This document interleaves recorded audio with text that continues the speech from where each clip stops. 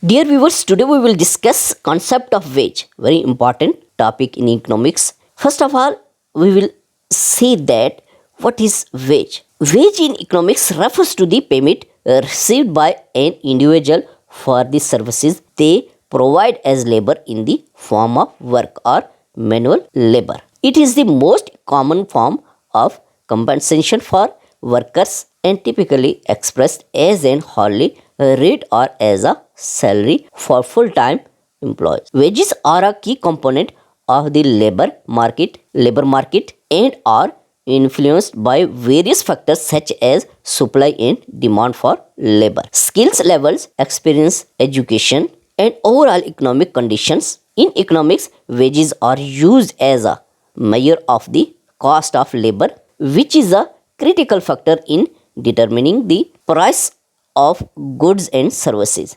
produced in an economy. Wages also play a crucial role in determining the standard of living for workers as well as their purchasing power.